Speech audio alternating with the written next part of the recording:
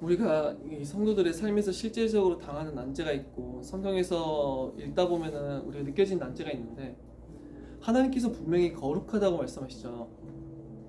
거룩하신 하나님이에요. 그리고 하나님은 분명히 의로우신 하나님이라고 우리 계속해서 나눴어요.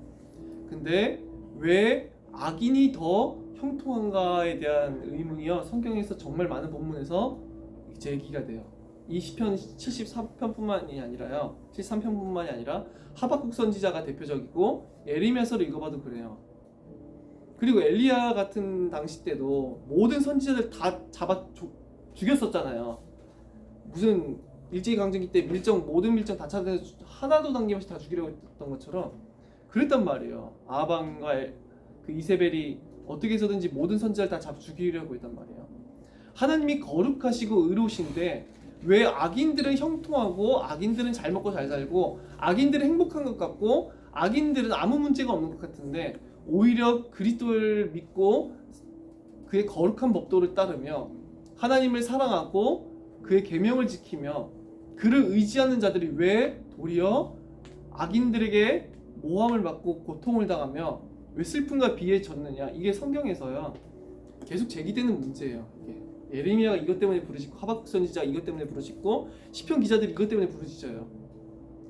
우리가 물론 성경에서 보면은 뭐 이사야서에서 제가 설교를 나눴었지만 여호와를 의지하고 모든 우상을 철폐하며 여호와만이 살아계신 신이며 창조주로서 유일한 구원이심을 히스기야 왕이 인정했었을 때 아수르의 모든 군대들은 무찔러졌었고 우상을 숭배했었던 아하스, 그리고 이웃 나라 애굽과 아수르를 의지했었던 그러한 아하스 왕은요 오히려 여호와를 의지하지 않았기 때문에 그 나라가 멸망으로 치닫게 되죠. 그런 것들을 볼 때 우리가 거룩함을 따르고 하나님의 법도와 계명을 지키고 여호와만이 신이시요 창조주이시며 주권자고 구원이심을 인정할 때 분명히 하나님께서 이러한 능력으로서 그 모든 구원과 그 모든 구속을 베풀어 주시고 그들에게 은혜를 주시고 그들의 삶을 붙드시는 것들을 보게 되는데, 근데 현실에서 실제로 그렇지 않은 경우가 너무나 많다라고 하는 거예요.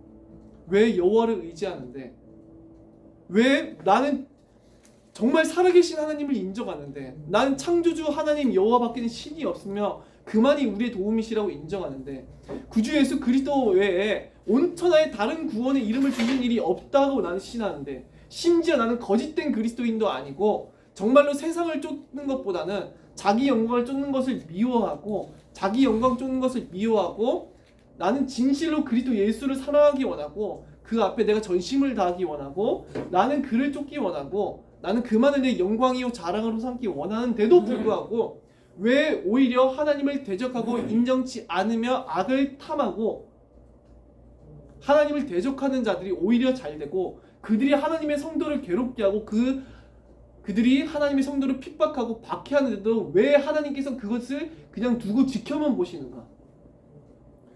이게 성경에서 매우 제기될 수밖에 없는 문제인 거예요. 하나님은 분명히 끊임없이 우리 여호와의 영광 영상 이번에도 다 돌려봤었지만 하나님의 살아계신 인정으로 그렇게 명령하시잖아요. 그러면서도 그는 자기의 거룩하신 법도를 인정하라고, 거룩함을 행하라고, 나만을 섬기라고 신약에서도 그리스도 예수께를 향한 신실한 사랑과 진실한 마음을 요구하시고 그 앞에 충성될 것을 경건함과 거룩함과 그런 걸 요구하시면서도 자기만이 구원이요 도움이라고 명령하시는데, 왜 성경에서 실제 성경에서조차도요 마치 이것과 어긋나는 것 같은, 하나님의 말씀과 어긋나는 것 같은 그런 상황들을 왜 펼치냐는 거예요. 왜 하나님은 거룩하시고 의로우시며 그는 살아계시고 온 천하 만민을 다스리시고 생사와 복을 주관하시는 하나님이 맞는데 왜 신실한 자들이 고통당하고 악인들이 오히려 행복하고 잘 먹고 잘 사는 장면이 연출되냐 그거죠. 이것 때문에 이제 부르짖는 거예요, 시편 기자들이. 그게 대표적인 게 이제 시편 73편이라고 이 때문에 제가 이제 이 시편을 가지고 나누려고 하는 건데, 이게 난제인 거예요, 난제. 이게요 지금 현재를 살아가는 성도들뿐만이 아니라 지금 이 시편 기자한테 엄청난 난제인 거예요. 난 도무지 이게 견딜 수 없는 난제인 거예요. 우리가 적당히 힘들면은요 하나님께 감사해요. 근데요, 정말로 정말 너무나 큰 고통과 비애에 내가 놓여 있잖아요. 그럼 이런 질문이 들 수밖에 없다니까요. 그리고 더군다나 이것보다 이걸 넘어서서요, 오히려 하나님을 대적하고 하나님을 조롱하는 자들이 나를 핍박할 때, 나는 그리스도 예수를 믿음으로 인하여서요, 신실하게 세상을 쫓지 아니하고 경건함으로, 오히려 내가 그리스도 예수를 쫓는 것 때문에 가난해지고, 내가 때로는 뭔가를 즐기지 못하고, 때로는 내가 뭔가를 포기해야 되고 힘들었는데, 난 그렇게 인내로서 그리스도께 소망을 두고 살아갔는데, 오히려 하나님을 대적하는 자들이 더 잘 먹고 잘 살고 더 부귀하며, 그런데도 그들이 날 조롱하고, 하나님을 대적하는 자들이 나의 믿음과 신앙을 조롱하고 오히려 날 핍박하고 박해한다라고 치면은, 지금 이 시대는 핍박과 박해가 너무 없지만 너무나 많았단 말이에요. 성경과 기독교 사회에 있어서는. 그런 엄청난 역설적인 상황, 하나님이 거룩하시고 의로우시고 세상의 창조주시며 주인이시며 통치자이신데, 하나님은 자기를 의지하고 자기가 피난처이고 자기에게로 피하고, 나를 의지하는 자에게 내가 그와 함께하고 내 모든 길을 지키겠다고 말씀해 주시는데, 왜 성도들의 삶에 있어서 그런 고통과 비애가 찾아오는가, 그 절망적인 사건이 놓이는가, 오히려 왜 하나님을 대적하고 악을 쫓는 자들이 더 행복한 것 같고 평화를 누리고 아무런 문제가 없는 것 같은가. 그것 때문에 도무지 이해가 안 가는 거예요. 하나님의 계명은 분명 선하고 거룩한 걸 명령하는데, 하나님은 분명히 자기를 의지할 걸 명령해. 근데 성경 말씀과 다르다고 하는 거예요. 이게 하나님은 분명히 율법의 불순종할 게 저주와 복을 명령하셨는데, 복과 저주가 뒤바뀐 것 같은 거예요. 오히려 여호와의 율법을 범하는 자가 복이요, 여호와의 율법을 지키는 자가 저주를 받는 것 같은 그런 현실에 대해서 부르짖는 장면이 나오게 되는 거죠. 이러한 상황에 처하게 되면은, 진짜 성도들이 극악무도한 상황에 처하게 되면은 이런 질문이 되는 거예요. 아니, 하나님 정말 구원 맞아? 하나님은 정말로 나의 피난처가 되실 수 있어? 이런 의문이 올라오게 된다는 거예요. 하나님은 정말 살아계신 거 맞아? 하나님은 정말로 거룩하시고 의로우신 재판장이 맞으셔? 근데 어떻게 악인들을 잘 되게 하시지? 근데 어떻게 살아계시다면서 나의 삶을 전혀 돌보지 아니하시지? 왜 구원이라고 하면서 함께 하신다고 말씀하시면서, 성도의 모든 삶을 지도하시고 인도하시리라 말씀하시면서, 왜 모든 것을 아신다고 말을 하면서, 왜 하나님이 이러한 성도를 박해하고 핍박한 저 악한 세력들을 두고 보시고, 왜 악인들이 잘 되는데도 그것들을 허용하시고, 왜 성도들은 반대로 슬픔과 고난과 비애 가운데 두시는가? 그는 정말로 절대 주권자가 맞는가? 유일하신 하나님이 맞으신가? 등등의 온갖 불신앙적인 그러한 말들이 쏟아질 수가 있다라고 하는 거예요. 그래서 하박국 선지자는 1장 13절에서 이런 고백을 하는데, 주께서는 눈이 정결하심으로 악을 참아 보지 못하시며, 악을 못 보시지 않습니까? 하나님 패역을 참아 보지 못하시거늘 패역을 보지 못하시지 아니하십니까? 그런데도 어찌하여 거짓된 자들을 방관하시며 악인이 자기보다 의로운 사람을 삼키는데도 잠잠하시나이까? 물어보는 거예요. 아니, 어떻게 거짓을 보지 못하시고 패역을 보지 못하시며 악을 보지 못하신 하나님께서 어찌하여서 거짓된 자를 방관하시고 악인들이 의인들을 박해하는데 어찌 잠잠히 지켜보고만 계십니까? 그러면서 따지는 장면이 나오죠. 예레미야도 이렇게 따져요. 시편에서도 이런 고백들이 계속 나오죠. 그래서 이것에 대해서 우리들은 시편 73편을 통해서 그 답을 봐야겠어요. 그럼 뭐라고 지금 성경은 얘기하는가? 제가 놀랍게도요, 이러한 탄원시가 시편에 많을까요? 별로 없을까요? 자기 슬픔을 부르짖는 시가 많을 것 같으세요? 없을 것 같으세요? 엄청나게 많아요. 이게 시편이 다른 성경과 다른 것은요, 시편도 하나님이 계시로 작성된 것이지만 이게 동시에 사람의 고백으로 쓰여진 건 시편이거든요. 물론 이제 선지서에서도 이게 선지자들의 하나님의 계시, 물론 다 계시로서 하나님 작성하신 거지만, 하나님 직접적인 계시 음성으로 들려주신 것과 선지자들의 고백을 통해서 나온 인간의 말로 기록된 것들이 이제 복합적으로 있단 말이에요. 물론 그 인간의 말로 기록된 것도 우리들에게 깨달음을 위해서 주어진 궁극적 하나님의 말씀이에요. 근데 이 시편을 또 보다 보면 그래서 그런 사람들의 고백이 나오는데 한 번이라도 이 시편 기자들이 완전히 믿음을 잃을까요? 잃지 않을까요? 사실 온전히 잃은 경우는 하나도 없어요. 그 이유를 우리들은 이제 살펴봐야겠어요. 그렇다면 그 상황 가운데서 시편 73편 1절에서 3절에 보면은 그래서 시편 기자는 처음에 이렇게 얘기를 하죠. 하나님이 참으로 이스라엘 중 마음이 정결한 자에게 선을 행하시나, 이스라엘 중에 마음이 정결한 자에게 선을 행하신다는 것을 분명히 고백해요. 근데 2절에 나는 거의 넘어질 뻔하였고 나의 걸음이 미끄러워질 뻔하였으니 이는 내가 악인의 형통함을 보고 오만한 자를 질투하였음이로다. 근데 나는 내 믿음은 거의 사라질 뻔했대요. 거의 내 걸음은요, 신앙에 대한 걸음이 미끄러질 뻔했대요. 왜 그래요? 악인이 형통하기 때문에. 그래서 악인이 오히려 형통하고 자신이 오만한 자를 그래서 질투하였다는 거예요. 그래서 시편 73편 4절에서 12절까지는요, 악인들이 얼마만큼 형통하고 평화를 누리며 행복한지에 대해서 서술하기 시작해요. 내가 왜 그렇게 내가 믿음에서 떠나가려고 하는지, 악인들이 얼마나 지금 잘 먹고 잘 살고 형통함을 누리는지에 대해서 보면서 그는 매우 마음이 힘든 거예요. 왜 여호와를 신실히 따르는 자들을 하나님이 박해해 주시고 악인들은 형통하게 하시고 악인들이 의인들을 박해하고 오히려 의인들이 고난을 당하고 슬픔을 당하는데도 왜 하나님은 그들을 돕지 아니하시고 구원하지 아니하시는가? 그것 때문에 지금 이 시편 기자는요, 매우 큰 불신앙 가운데 놓여 있는 상황이에요. 그래서 뭐 그들의 교만함과 강포하게 행하는 것과 그들은 오히려 재물이 더더욱 늘어나는 것과 이런 것들을 많이 언급하지요. 그래서 이제 13절로 가게 되면은 다 읽을 수가 없기 때문에 그 다 천천히 집에서 읽어보시면 되고, 내가 내 마음을 깨끗하게 하며 내 손을 씻어 무죄하다는 것이 실로때도다. 그러니까 너무나 헛되게 느껴지는 거예요.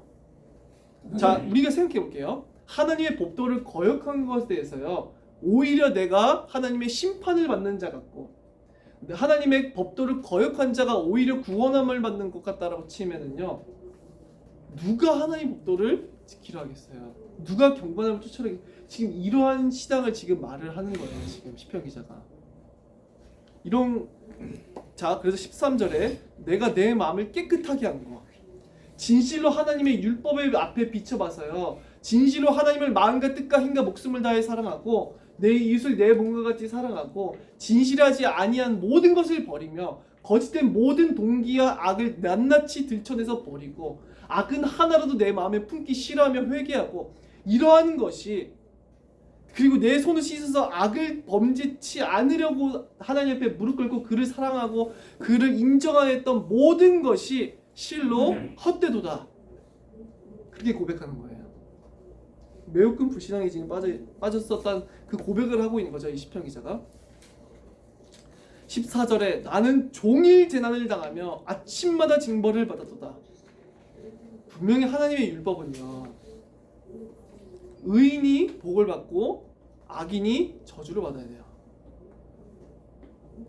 근데도 내가 오히려 나는 마음을 날마다 깨끗이 하고 내 손을 악으로부터 금하고 여호와를 경외하며 두려워하며 그를 사랑한 내가 오히려 종일 아침마다 재난과 슬픔과 징벌을 당하니, 그것이 지속되니, 그런데도 더더욱 악인들은 형통하며 잘 먹고 잘 살고 그들의 재산도 불어났고 그들은 오히려 인정을 받는데 자기는 오히려 무시함을 받고 핍박을 받으니, 박해를 받고 미움을 받으니, 조롱을 받으니, 이 시편 기자는 이것이 아마 크게 오랜 시간 지속되었던 것 같아요. 이러한 많은 시간이. 그러니까 이 사람의 마음은 매우 힘들었었고 그것으로 인해서 매우 큰 슬픔에 젖어 있었던 거예요. 그래서 16절에 내가 어쩌면 이를 알까 하여 생각한즉 그것이 내게 심한 고통이 되었더니, 이해갈 수가 없다는 말이에요. 이거에 대해서 생각하면 생각할수록, 이 고민을 하면 할수록요, 생각할수록 이것이 그래서 내게 너무나 심한 고통이 되었다라고 이해가 할 수 없어서 처음에는 하나님이 살아계시다면 어찌 하나님이 거룩하시다면은 의로우시다면 이러실 수가 있습니까? 어떻게 하나님의 백성들을 저렇게 박해하고 비난하고 힐난하는 저들은 저렇게 형통하게 두시고 어떻게 의인들은 그렇게 저주 가운데 처해 두실 수가 있으니까 그렇게 따질 수가 있겠죠. 우리가 시편 1, 2편은 거의 대부분의 신학자들이요 하나의 시편이었을 것으로 이제 예상을 하거든요. 근데 이제 나중에 분리됐을 것으로 봐요. 그런 시편 몇 개가 있어요. 하나였을 텐데 나중에 이제 편집되면서 이제 나눠졌을 것 같은 시편이. 그 중에 시편 1, 2편이 그런데 시편 1, 2편은요. 시편이 4권으로 이루어져 있다고 했었죠. 4권으로 이루어져 있어요. 시편 다 써져 있어요. 성경에. 1권, 2권, 3권, 4권으로 나눠져 있거든요. 시편 1, 2편은 그래서요. 시편 1권의 주제이면서도 동시에 시편 전체 서문의 역할을 감당해요. 근데 시편 1편을 시작하자마자 뭐라고 하냐니까 복 있는 사람은 악인들의 꾀를 따르지 아니하며 죄인들의 길에 서지 아니하며 오만한 자들의 자리에 앉지 아니하고 오직 여호와의 율법을 즐거워하며 그의 율법을 주야로 묵상한도다. 이게 시편의 전체를 지배한단 말이에요. 복 있는 사람은 누가 복 있는 자냐? 그 마음을 정결케 하고 그 손은 악에서 금하고 여호와의 율법을 증거하며 죄인들의 길에 서지 아니하고 악인들의 꾀를 따르지 아니하고 오만한 자리에 서지 아니하는 그런 자가 복 있는 사람이다. 근데 이것이 뒤바뀐 것 같은 거예요. 뒤바뀐 것 같아요. 악인이 형통해.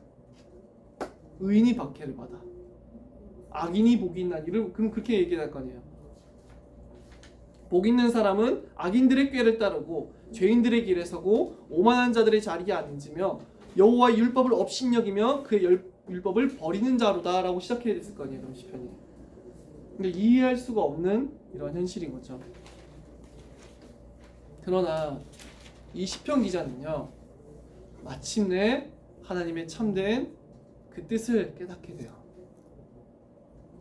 자, 시편 17편에 보니까 17절에 하나님의 성소에 들어갈 때에야 그들의 종말을 내가 깨닫나이다.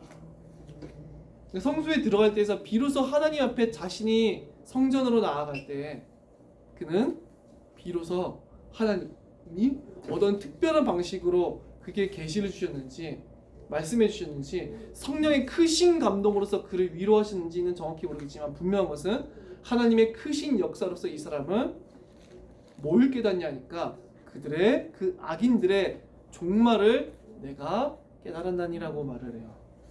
지금까지 이 시편 기자가 바라보았던 것은 무엇이었었냐니까 지금 바로 이 현세였어요. 현재 이 삶, 현세를 전부로 봤었고 지금 당장 눈앞에 보이는 육신적인 복과 저주만을 가지고 하나님의 복과 저주를 생각했던 거예요. 눈앞에 보이는 당장 육신에 있는 이것을 볼 때는요, 내가 박해를 받고 핍박을 당하고 고난을 당하고 징벌을 당하는 것 같아요. 그리고 오히려 저 악인들은 형통하며 잘 먹고 잘 사는 것 같아요. 그러나 성소에 들어갈 때 그는 뭘 보게 됐냐니까 하나님께서 그들의 종말을 알리신 거예요. 종말을. 궁극적으로 그들의 인생의 종말이 어떻게 될 것인가에 대해서요, 하나님은 그 시편 기자에게 알게 하신 거예요. 자, 그래서 이 악인의 종말이 18절부터 우리가 보면은 주께서 참으로 그들을 미끄러운 곳에 두시며, 아까도 내 믿음이 미끄러질 뻔하다고 했었죠. 그 인생 자체가 파멸로 치닫을 수 있다고 하는 표현이 이 미끄러질 뻔한 표현이죠. 주께서 참으로 그들을 미끄러운 곳에 두시며 파멸에 던지시니, 깨닫기 시작한 거예요. 아, 이들의 종말은 결국은 미끄러움이며 파멸이구나. 그리고 그들이 어찌하여 그리 황폐하게 되었는가. 자, 악인들은 결국은 어느 날 갑작스럽게 죽음과 함께 그들에게 있었던 모든 누리던 것은 철저히 황폐하게 될 거예요. 이 황폐라고 하는 단어는요, 당시에 이 성경에서 보면 언제 쓰이냐니까 우리가 전쟁을 하게 되면은요, 당시에는 성벽을 다 무너뜨리고 그 땅을 사람 살 수 없는 곳이 되도록 초토화시켜 버렸었거든요. 그걸 황폐하다고 말을 하는 거. 황폐하다. 그냥 단지 뭐 식물이 안 자는 정도가 아니라요, 아무도 인간이 못 살 땅으로 만들어 버리는 게 황폐하다라고 하는 단어로 성경에서 많이 사용돼요. 제가 성경을 보다 보면은 그러면은 그들의 인생은 결국에는 그 정도로 황폐케 되리라고 하는 거예요. 근데 어떻게? 갑작스럽게. 그들이 잘 먹고 잘 살고 즐거움 같았는데 그들이 알지 못하고 기다리지 않던 그 시각에 하나님의 심판은 시작되어서 그들의 영원한 파멸과 황폐함으로 던지시는 거죠. 그래서 놀랄 정도로 그들은 전멸하였나이다. 놀랄 정도로 완전히 전멸되었대요. 놀라워요. 그들에게 임한 심판이 너무나 크고 그들에게 임한 파멸과 황폐함이 너무나 커서 놀랄 정도래요. 주여 사람이 깬 후에는 꿈을 무시함 같이 주께서 깨신 후에는 그들의 형상을 멸시하시리이다. 자, 그래서 뭐라고 말씀하시냐니까 사람이 깬 후에 우리가 꿈이 잘 기억이 나야 안 나요? 그리 기억나다 하더라도 전 금세 잊혀지더라고요. 굳이 기억하려고 노력하지 않는 이상 기억이 잘 안 나. 그것처럼 우리가 꿈에서 깨어나면 그 꿈이 확 사라져버리는 것처럼 주께서 깨신 후에는 그들의 형상을 멸시하시리다. 즉 주께서 그들을 심판하시고 그들에게 종말을 선언하신 그때는요, 그들이 누리던 그런 평화, 그들이 누리던 행복, 그들의 인생 그 모든 것이 철저히 헛되어져서 그들은 완전히 잊혀져 버린 자가 되리라고 하는 거죠. 그들에게 남아있는 거라고는 아무것도 없을 거라고 하는 거예요. 그들의 인생은 마치 꿈과 같아서 그들이 누리던 것도 즐기던 것도 완전히 꿈 같아서 그들에게 남아있는 거라고는 온전한 파멸이요, 멸망이요, 진멸이요, 황폐함밖에는 없으리라고 하는 거죠. 깨달은 거예요. 시편 기자가. 아, 저 악인들의 그 끝은 하나님의 영구한 심판밖에 남아있지 않구나. 자, 우리가 11절, 12절을 살펴보면은 여기서 되게 또 중요하다고 생각하는데 11절, 12절 말하기를 하나님이 어찌알랴. 이 악인들의 대사예요. 악인들이 하는 말이 어떠냐. 말하기를 하나님이 어찌알랴. 아니 하나님 어떻게 알겠어? 지존자에게 지식이 있으랴 하노다. 자, 지존자에게 지식이 있느냐. 얼마만큼 이들이 교만하냐니까요. 하나님이요 선악간에 자기들의 악조차도 분별 못하는 그런 신이라고 조롱하는 거예요. 어찌 알겠냐고. 자, 이것을 두 가지로 좀 살펴볼 수 있을 것 같은데 어찌 알랴. 이 어찌 알랴를 어떻게 생각해 볼 수 있을까요? 첫째로는요, 선악간에 분별을 할 수 없다라고 하는 거죠.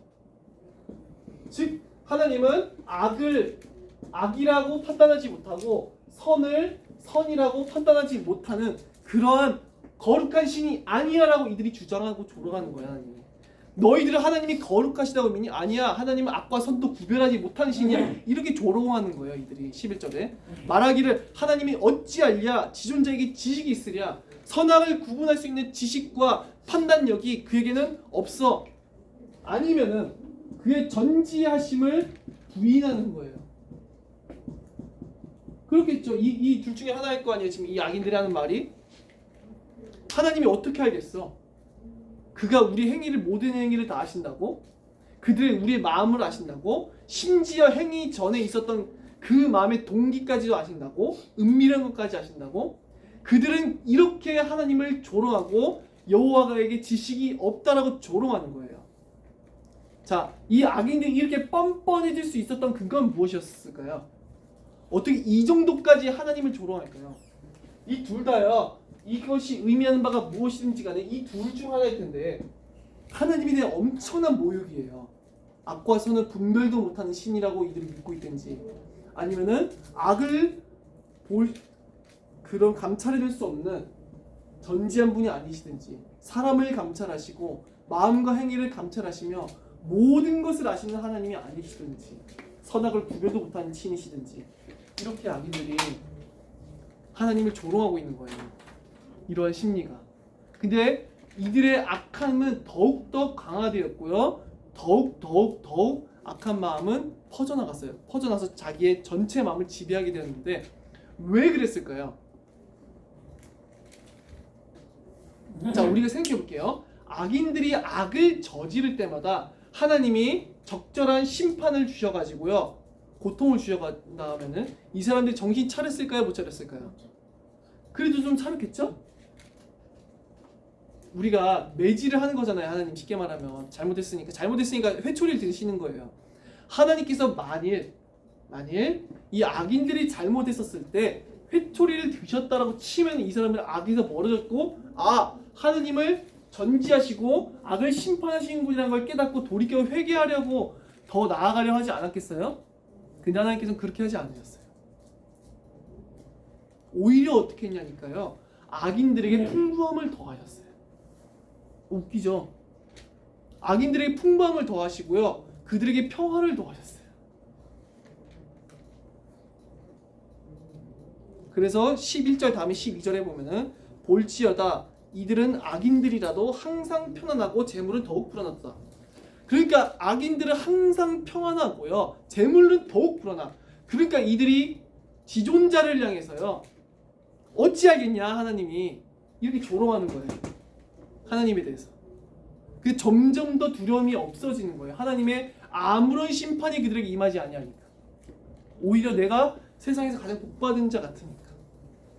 오히려 그러니까 점점 더 이들은 세상에서 더 잘 먹고 잘 살게 되고 사람들에게 존경도 받으니까 그들의 교만함과 탐심과 욕망은 더더욱 커져가고 하나님의 영광에 대한 두려움커녕 조롱과 멸시만이 커져가는 거예요. 자, 그렇다라고 한다면은 지금 20편의 기자가 지금 이들의 종말을 확인하게 되면서 지금 20편을 작성했었을 때 10편 기자는 뭘 고백하고 있는 걸까요?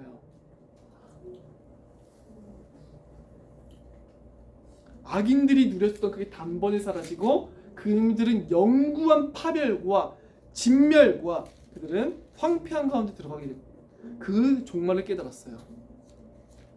10편 기자는 그제서야 깨달은 거예요. 하나님이 악인들에게 주셨던 그 풍부함과 재물을 더하심과 그들이 누렸던 그 평화는 복이 아니구나라는 걸 깨달은 거예요. 저주구나 그게. 여호와를 떠나서 거역하고 범죄하는데 평화를 누리고 행복하며 남들에게 인정과 칭찬을 받고 하나님의 성도를 박해하고 핍박하는데도 잘 먹고 잘 산다. 그것이 바로 하나님이 이 사람을 영원한 진노와 심판과 영원한 지옥불에 던지시기로 작정했다라고 하는 하나님의 심판의 선언이다 확증이었다라고 하는 것을 깨달은 거예요. 그죠? 그 시편 11편에 이들의 이 교만함이 왜 비롯됐어요? 이것 때문에 이 교만함이 그들은 여전히 악을 행해도 잘 먹고 잘 살고 평화를 누리니까 그들은 악한 동기가 더더욱 강화되는 거예요. 우리 그 학습심리라고 제가 그 대학교 다닐 때 배웠던 게 있거든요. 학습심리라고요. 그 강영욱 그분이 그 만화 보면 그 학습심리다.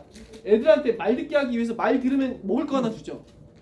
그런 행동을 강화시키는 거예요. 그게 다 학습심리예요. 그게. 긍정 아니면 반대로 뭘 잘못할 때마다 회초리를 들어. 이거 되게 심리학과 다닐 때 많이 배웠었던 거거든요. 그래서 부정적 강화, 긍정적 강화 이런 식으로 나누는데 뭔가를 줘서 행동을 강화시키는 거는 긍정적 강화. 먹을 때마다 손 내밀면 손 주면은 먹이 하나 주고, 그리고 반대로 손 안 내밀면 회초리 들고, 한 대 밟아 탁 때려주고. 그러면은 긍정적 강화는 이걸 주는 것이고 반대로 회초리를 드는 것은 부정적 강화라고 하거든요. 제가 이제 대학생 때 배울 때 심리학과에서. 그래서 그것과 비슷한 거예요. 악을 계속 행하는데 먹을 게 계속 더해져. 재산이 더욱 불어나. 악을 행하는 것은 곧 재산이 불어나. 악을 행하는데 아무런 회초리가 나에게 들어오지 않아. 그러니까 점점 더 악을 행하는 것이 강화됐다라고 하는 거예요. 이들의 심리가. 하나님의 백성을 박해하고 핍박하는데 나에게 하나님에 대한 심판이 전혀 있지 않아. 오히려 저 의인들이 고통을 당하고 고난을 당하는 것 같아. 그러니까 이들은 12절에서 이게 재물이 더욱 불어나고 평안하니까 11절처럼 하나님에 대해서 그렇게 조롱하는 거예요. 하나님이 거룩하심을 조롱하고 하나님이 전지하심에 대해서 조롱하는 거예요. 여호와가 뭘 알겠어. 자기가 뭔데 우리 심판할 수 있겠어. 이 지경까지 나아가는 거예요. 그러나 어느 날 갑작스럽게 그들에게 알지 못하던 때에 하나님의 심판이 시작되고 그들에게 영구한 파멸과 멸망이, 그리고 꿈과 같이 그들이 누리던 모든 것들이 한순간에 다 사라져버리고 그들에게 영구한 비참함과 영구한 수치만이 남아있을 날을 지금 시편 기자가 보게 된 것이죠. 아, 하나님이 저들에게 주셨었던 그 부귀함은 저주였었고 심판을 더하시기 위한 표였었구나. 자, 하나님의 백성을 자기 대적하였었는데 오히려 잘 먹고 잘 살아? 그게 저주였어요. 그 죄에서 돌이킬 수 없도록 만들어버리는, 걔가 나쁜 짓을 하는데 먹을 걸 줘요. 어느 날 보신탕이 됐어. 그런 거예요. 보신탕 하기 위해서 잘 먹고 잘 살게 해줬던 거예요. 죽이기 위해서. 그 살찌게 만들려고. 그래서 이러한 거죠. 그들의 심판을 위해서 하나님께서 주셨었구나 깨닫게 된 거예요. 하나님께서 죄를 용납하신 것이 아니라, 그 죄를 모른 채 하신 것이 아니라, 이 악인을 더욱더 결코 돌이킴에 이르게 하지 않고자 그렇게 하셨던 거예요. 반대로 의인들은 어떻게 하시고자? 보호하신 거죠. 오히려 그 고난으로 인해서 보호하신 거예요. 악인들은 오히려 먹을 걸 던져줘서 그 행위를 온전케 했다고 친다면요, 오히려 의인들은요, 그러한 고난과 고통 가운데서도 하나님의 살아계심을 인정하고 바라보게 함으로써 더 영구한 생명을 얻을 수 있도록 그들에게 사실은요, 은혜를 베풀어 주셨던 거예요. 오히려 탐욕과 정욕에 빠지지 않게 그들을 보호해 주셨다라고 하는 거죠, 사실은. 그리고 더 중요한 것은 이 사람은요, 악인의 종말뿐만이 아니라요, 의인들의 종말을 하나님께서 알려주셨기 때문에 그래요. 23절부터 보면은 주의 교훈으로 나를 인도하시고 후에는 영광으로 나를 영접하시리니 라고 말을 해요. 주의 교훈으로 나를 인도하실 거예요. 그리고 마침내 나를 인도하셔서요, 후에 영광으로 나를 영접하시리니. 우리들의 종말의 끝이 그와 같아요. 영광 중에 영접해 주실 거예요. 우리가 그를 영접했었는데 그가 우리를 영광 중에서요, 어떤 한 무리들은 영광은커녕 비참함과 수치와 끔찍함으로 던져지겠지만, 어떤 한 무리들은요 지극히 영광 중에 하나님 앞에서요 들어가게 될 거예요. 하나님의 나라에 들어가게 될 거예요. 자, 이것을 우리들이 신약의 더 완전한 계시로 살펴보자면요, 그리스도를 부인하고 악을 행하며 하나님 백성들을 반대하고 그들의 신앙을 조롱하면서 여전히 자신의 탐심과 탐욕과 우상 숭배에서 빠져서 살아가는데도 잘 먹고 잘 살고 있다? 그들에게는 그것이 곧 저주예요. 그들은 오히려 자기에게 아무 문제가 없는 것 같기 때문에 더 큰 저주와 심판과 죄악으로 나아가게 되는 거예요. 그러나 그리스도 예수 안에 있는 자들에게는 영원한 영생이 있어요. 그들이 이 세상에서 모든 것을 빼앗긴다 할지라도 여호와께서 친히 그리스도 예수 안에 있는 구원을 통하여서 우리들이 영광 중에 맞이해 주실 그날을 그들은 바라보고 있어요. 기독교의 소망은 바로 여기 있어요. 성도들에게 고난이 닥쳐올 때요, 정말 궁극적으로 알아야 될 것은요, 선악간의 궁극적인 종말의 심판이 있을 것이며요, 악인들에 향한 영구한 파멸이 있을 것이고 영구한 구원이 있으리라고 하는 거예요. 그것이 성도들에게 분명한 확실한 위로가 되는 거예요. 우리 구주 예수 그리스도께서요, 우리를 구원하시기 위해서 다시 오실 거예요. 이미 구원받았지만 그 완전한 구원을 성취하시기 위해서 다시 오실 것이고 영광 중에 우리를 맞아주시고 우리들을 영접해 주시라고 하는 거죠. 성경에서는 그리스도 예수의 무한하신 사랑과 긍휼과 자비로서 그가 우리를 맞아 주시리라고 하는 것에서요 분명하게 기록하고 있다고 하는 거예요. 우리가 저 천국에서는요 지겨움이 있을까요, 없을까요? 제가 진짜 깜짝 놀란 경치를 봤던 나라가 몇 개 있었는데, 예전에 베트남 갔었을 때요, 그 님빈이라는 데를 제가 갔었어요. 중국 계림이랑 비슷한 데인데 진짜 처음에요, 와, 세상에 이런 경치가 다 있어, 이러고 쳐다보고 계세요. 우리나라엔 전혀 없는 경치라서 너무너무 놀랐었던 기억이 있어요. 근데 몇 시간 보니까요 지겨워. 진짜 별로 그렇게 특별하지 않게 느껴졌어요. 어느 경치를 봐도 그래요. 근데 저 천국은 그렇지 않을까요? 그리스도 예수 안에 있는 아름다움과 사랑도 그렇지 않을까요? 그렇지 않은 것은요, 우리 하나님은 무한하시기 때문에 그래요. 그의 은혜와 아름다움은요, 날마다 새롭고 날마다 더 더해갈 거예요. 그가 베푸신 은혜와 그 영광스러운 것들은요, 그 안에 있는 참되고 순결하고 정말 진실한 그 만족은요, 영원히 무한히 날마다 더하여서 우리들을 만족시킬 것이 분명해요. 그래서 시편 기자는요, 그 영광스러운 그 구원을 보게 된 거예요. 그러니까 25절에 이렇게 고백하게 되죠. 하늘에서는 주 외에 누가 내게 있으리요? 땅에서는 주밖에 내가 사모하리 없나이다. 자, 이 땅 가운데서도 고난을 당하고 있음에도 불구하고 그가 어떻게 이제는 고난을 가운데서도 감사하게 되는 거죠. 이유가 악인들이 형통한 것이 저주라는 것을 제가 먼저 알았다고 말씀드렸어요. 그죠? 악인들은 오히려 자기들이 형통하고 부귀함 때문에 더욱더 악으로 치우쳐서 그렇게 멸망하게 될 거예요. 그러나 하나님은 오히려 나를 너무나도 축복해 주셔서 영원한 저 천국을 허락해 주시고 주님 배울 그날을 허락해 주시고 영광 중에 나를 맞이해 줄 날을 허락해 주시고 그 영원히 주와 함께하는 그것의 안에 있는 영원토록 더하고 더하고 끊이지 않을 완전한 만족과 완전한 기쁨을 내게 보여주셨어요. 그리스도 예수 안에 있는 그 기쁨을, 오직 그리스도 예수 안에서만 발견할 수 있는 그 참된 사랑과 긍휼을, 오직 그 안에서만 있는 순결한 아름다운 모든 복락을요, 그 보배로운 것들을 내게 알게 해주신 거예요. 세상이 줄 수도 없고 알 수도 없는 정말 참되고 순결한 모든 것을 내주신 그리스도 예수와 함께할 그날의 소망을 우리들 가운데 그 종말을 알리신 것이죠. 그러니까 저 하늘에 있어서도 나에게는 오직 주님만이 내게 만족이시고 땅에서도 주밖에는 내가 사모할 리가 없구나라고 알게 된 거예요.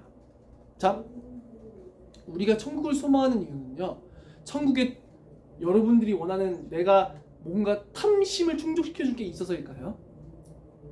저 천국에 내 쾌락을 줄 뭔가 마약과 그런 쾌락을 만족시켜 줄 그런 게 있어서 그런 걸까요? 뭐 술 취하고 방탕함을 즐길 수 있어서일까요? 내가 마음껏 남들을 무시하면서 내가 마음껏 교만해질 수 있는 자기 영광과 자기 기만으로서 자기의 어떠한 그런 것으로 충만해질 수 있는 게 천국이라서 우리가 천국을 소망하는 걸까요? 모든 사람이 나를 막 우러러볼 것 같아서 천국을 소망하는 걸까요?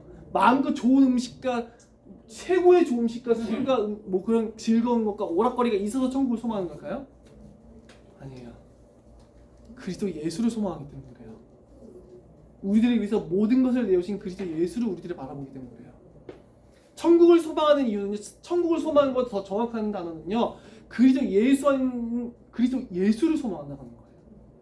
그분 안에서 만족함을 발견했기 때문에 우리들을 위해서 모든 것을 내어주시고 우리를 자기 피로 사시고요, 우리들도 구원받을 수 없는 자들이었으나 그리스도 예수 안에 있는 한없는 은혜로서 우리들을 불러주신 그 그리스도 예수의 안에 있는 그 은혜를 간절히 바라보기 때문에 우리들이 천국을 바라보는 거예요.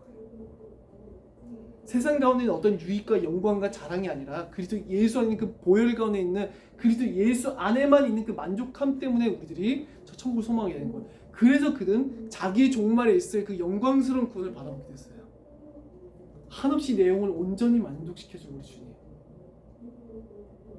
그렇기 때문에 저 하늘에 있을 종말에서도 내가 주님으로만 만족할 것이고 이 땅에서도 이제는 내가 저 악인들의 형통함을 바라보면서도 감사할 수 있는 이유는 저 악인들은 황폐함과 파멸과 멸망으로 치달을 것이나 우리 주님께서 나를 영광 중에 영접해 주셔서 나를 맞이해 주실 것이기 때문에 더 이상 내 이 땅에서도요, 내 문제가 해결이 돼서가 아니라요, 저 악인들이 멸망을 받아서가 아니라요, 악인이 형통함이 멸망 없어져서가 아니라요, 지금 이 순간에도 우리들에게는 그 주님 그 자신이 이 땅에서도 만족함이 되시기 때문에 그런 거예요.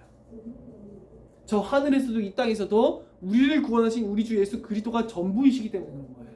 그분이 전체이시고 전부이시기 때문에, 그가 우리들에게 이미 모든 것을 다 내어주셨기 때문에 그런 거예요. 그래서 육신의 우리들은, 자, 기독교에서 말을 하는 감사와 기쁨은요, 상대적인 걸까요? 아니요. 즉 상대적이라고 하는 말은 내 조건에 따라 달라진다는 거예요. 내가 좋은 일이 생기면 기쁘고 아니면은 감사하지 않고. 사실은 그 우리의 감성금이라고 하는 것을 가만히 살펴볼 때 감사의 제목은 사실 한 가지예요. 나를 구원하신 우리 주 예수 그리스도. 문제 가운데서는 감사할 수 없어요. 우리 감사 제목이 좋은 일을 쓰잖아요. 그러면 내가 고난과 고통을 당하면은요, 내가 문제를 겪으면은요, 감사할 수 없는 거예요.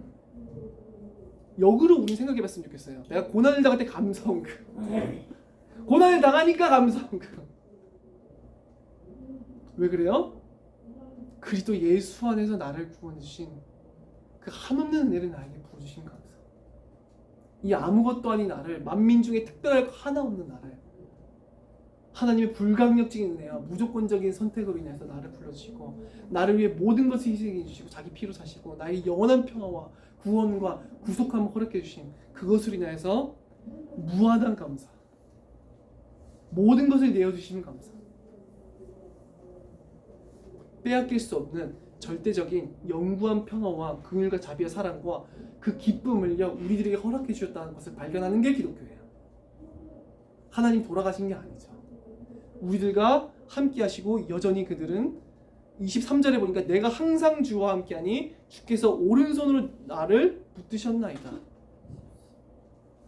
주가 이거는 내가 주와 함께 하겠다는 말이 아니에요. 이 정확하게 주님이 나와 언제나 함께 하셔서 내 오른손을 붙들어 주셔서 마치는 그 영광 중에 나를 받으시게 내 모든 것을 인도하셨구나라는 걸 깨닫게 되는 거예요. 그 고난 중에서도. 자, 우리 26절에 보면은 내 육체와 마음은 쇠약하나 하나님은 내 마음의 반석이시오 영원한 무기시시라. 그래서 우리들의 마음도요 육체도 점점 쇠약해져 가요. 그죠? 내 육체도 고난 중에서 그 시간이 들에 따라 나약해져 가고 우리의 육체는 내 마음도 매우 심란한 일과 고난 가운데서 있는 큰 슬픔과 피해를 당할 줄도 모르겠어요. 근데 여전히 하나님은 내 마음의 반석이시라고 고백해요. 내 마음의 반석. 내 마음이 여전히 흔들리지 아니하고 그 고난 중에서도 감사할 수 있고 소망을 품는 그 반석이 되신다고 하는 거예요. 영구한 구원의 소망으로 말미암아서. 그리고 영원한 분기시라. 분기시라고 하는 것은 영어 단어 외우셨을 때 알겠지만 포르션이에요. 자, 이 분기시라고 하는 것은요 가나안 땅에 들어갔었을 때 분배받았잖아요. 땅을. 그게 내 소유라고 하는 거예요. 내 재산. 기업이란 말이라도 그러니까 어떻게 보면 비슷해요. 그러니까 내가 그 받은 몫이라고 하는 거예요. 즉 내가 내 마음도 육체도 쇠약해져 가지만 여전히 하나님은 그의 구원하심으로 인하여서 나의 마음의 반석이 되신다. 즉 내가 어떤 고난과 해일이 몰아치고 폭풍이 몰아친다 할지라도 내가 결코 넘어지지 아니하는 나의 굳건한 반석이 되시고 또한 내 영원한 전체 소유가 되신다라고 하는 거죠. 내 재산, 내 전부의 소유가 되신다라고 하는 거예요. 내 소유가 무엇이냐고 묻는다면은 그 고난 중에서도 왜 기뻐하는지 너의 소유가 무엇이냐, 너가 가진 것이 무엇이냐고 물어본다라고 하면은 내가 가진 것은 우리 주 예수 그리스도이시요 내가 바라보는 것은 영구한 저 천국의 분기실이라고 말하는 거예요. 그리스도 예수가 나의 분기실이라고. 내 마음의 반석이시요 영원한 분기실이라. 이 세상에 있는 사람들은 자기의 재물과 자기의 영광을 가지고 자기의 분깃을 삼았고 반석을 삼았으나 그건 다 상대적이에요. 절대적인 것. 흔들리지 아니한 영원한 내 마음의 반석, 나의 영원한 분깃은 내 주님이시라 고백하게 되는 거죠. 그래서 우리들은 분명히 악인들의 심판에 대해서도 보고 의인들의 구원에 대해서도 보게 되었어요. 악인들에게 있어서요 그들의 육신의 평화와 부귀는 일시적이며 도리어 그것이 하나님의 심판에 대한 확실한 증거임을 우리들은 알아야 돼요. 계속해서 악을 저지르는데 오히려 형통함이 더한다? 그게 저주예요. 그게 정말 큰 저주예요. 영구한 파멸에 이르게 하는. 그리고 하나님께서는 결코 의인들을 벌하지 아니하실 거예요. 의인의 형통함과 의인의 그런 고난과 악인의 형통함 가운데서 그래서 우리들은 불평하지 말아야 돼요. 그리고 우리들을 위해서요 이미 이루어 주신 그 복음은요 이미 우리들에게 전체 하나님의 전부를 내어주셨다라고 하는 것에 대해서 우리가 분명히 알아야 돼요. 오직 우리 주 예수 그리스도만을 바라보는 게 기독교예요. 우리들은 세상을 살아가면서요 그리스도 예수 안에 있는 기쁨을 잃어버릴 때가 있어요. 사실은 그게 뭐 비단 평시도뿐만이 아니라 저조차도 그래요. 그게 어떻게 왜 그러냐니까요.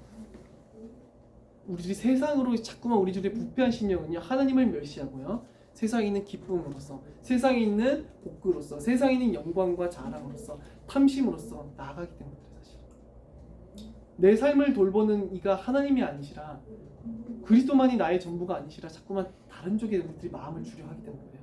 근데 우리들이 그걸 계속해서 바라보고 소망하려고 하는 방법은요 무릎 꿇고 기도하면서요 하나님 외에 다른 우상을 숭배하는 모든 것들을 회개하고요 그 주 예수로만 내 마음을 충만하게 해달라고 회개의 기도를 드리고 간절히 그 앞에 엎드릴 때 우리는 다시 회복될 수 있는 거예요.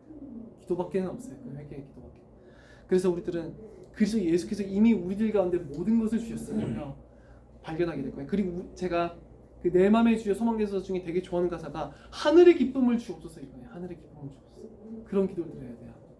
그리스도 예수 안에 있는 기쁨이 바로 하늘에 있는 기쁨이에요. 그것이 바로 영원한 만족이에요. 그 안에 있는 기쁨으로만 내게 영원한 만족을 주옵소서.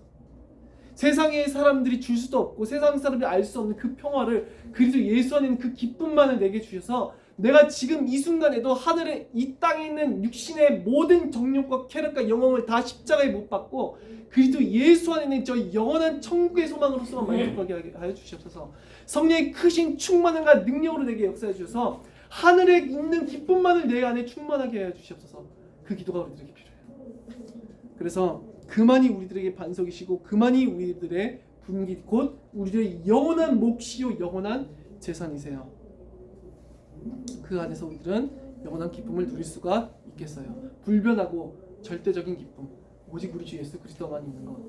그래서 우리들은 고난과 불평하지 아니하면 사실은 오히려 감사할 수밖에 없는 이유는 우리 주 예수 그리스도 안에 있는 영구한 은혜를 우리들이 받았기 때문에 그래요. 우리 기도하고 말씀을 마치도록 하겠습니다. 살아계신 하나님 어찌 감사드립니다.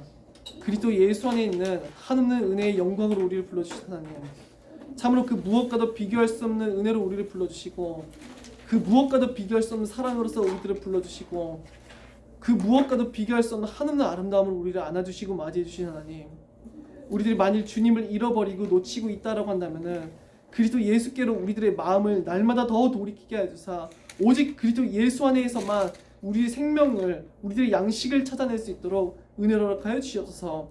세상에 있는 모든 것이 즐겁지 아니할 만큼 세상에 있는 영광이 헛되다고 느껴질 만큼 세상의 쾌락이 헛되다고 느껴질 만큼 세상에 죄악된 모든 욕망이 아무것도 아닌 것으로 느껴질 만큼 오직 하늘에 있는 그리스도 예수 안에 있는 그 기쁨과 그 충만한 은혜만을 우리들 가운데 더하여 주시옵소서. 성령의 크신 능력과 충만함으로 우리들의 모든 생각과 영혼 가운데 역사해 주사 오직 그리스도 예수 안에 있는 그 구원의 영구한 복과 은혜만을 허락하여 주시옵소서. 그리스도 예수만을 우리들의 전체요 전부요 모든 것이며 우리들의 재산이며 기업이며 분기시라 고백할 수 있도록 은혜를 허락하여 주시옵소서. 그래서 어떠한 고난이 닥쳐오든지 간에 어떠한 핍박과 박해가 닥쳐오든지 간에 우리들 어떤 슬픔 가운데 놓여지든지 간에 다만 우리 주 예수 그리스도의 은혜로 인하여서 감사를 드릴 수밖에 없다고 고백하는 그 믿음에 우리가 이르게 하여 주시옵소서. 살아계신 우리 주 예수 그리스도 이름으로 기도드립니다. 아멘.